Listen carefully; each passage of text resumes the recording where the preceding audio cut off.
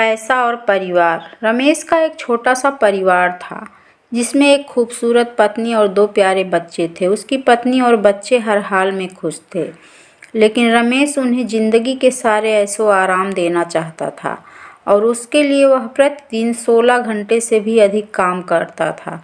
दिन भर ऑफिस में काम करने के साथ साथ वह सुबह और शाम ट्यूशन सेंटर में ट्यूशन भी पढ़ाया करता था। वह सुबह-सुबह घर से निकल जाता और आधी रात के बाद घर लौटता था।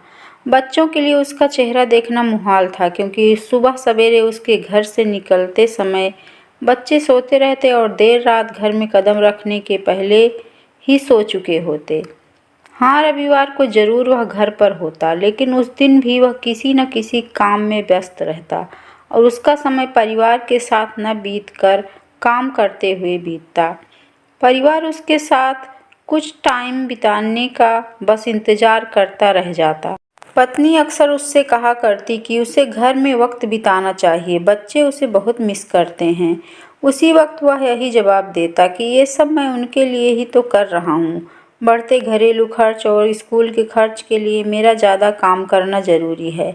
मैं उन्हें एक अच्छी ज़िंदगी देना चाहता हूँ। रमेश की यह दिनचर्या वर्षों जारी रही। वह यूं ही परिवार को अनदेखा कर कड़ी मेहनत करता रहा। इसका प्रतिफल भी उसे मिला। उसे पदोन्नति प्राप्त हुई और आकर्षक वेतन मिलने लगा। परिवार अब बड़े घर में रहने लगा। खाने पीने और अन्य सुविधाओं की उन्हें कोई कमी न रह गई। लेकिन रमेश का यूं ही काम करना जारी रहा। वह अधिक से अधिक पैसे कमाना चाहता था। पत्नी पूछती कि आप पैसे के पीछे क्यों भाग रहे हैं? हमारे पास जो है हम उससे खुश रह सकते हैं। तो उसका जवाब होता कि मैं तुम्हें और बच्चों को दुनिया जहाँ की खुशियाँ देना चाहता हूँ। बस कुछ साल और मुझे मेहनत करने दो। पत्नी चुप हो जाती। 2 साल और बीते। इन 2 सालों में रमेश बामुश्किल अपने परिवार के साथ समय बिता पाया।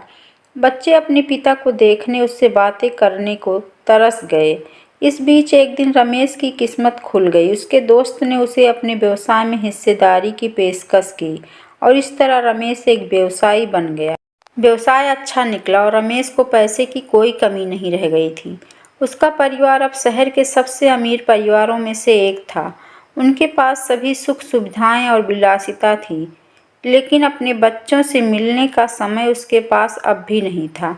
अब तो वह बामुश्किल घर पर रह पाता। उसका अधिकांश समय शहर से दूर बिजनेस टूर में बीतता। साल गुजरने के साथ उसके बच्चे बड़े हो गए।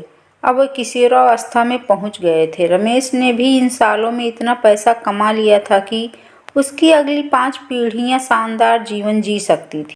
एक दिन रमेश के परिवार ने छुट्टी बिताने समुद्र तट स्थित अपने घर जाने की योजना बनाई। बेटी ने उससे कहा, पापा क्या आप एक दिन हमारे साथ बिताएंगे?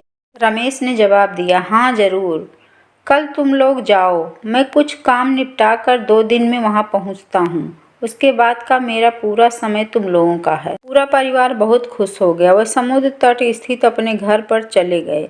2 दिन बाद रमेश वहां पहुंचा, लेकिन उस दिन उसके साथ समय बिताने वाला कोई नहीं था। दुर्भाग्य से वे सभी उस दिन सुबह आई सुनामी में बह गए थे।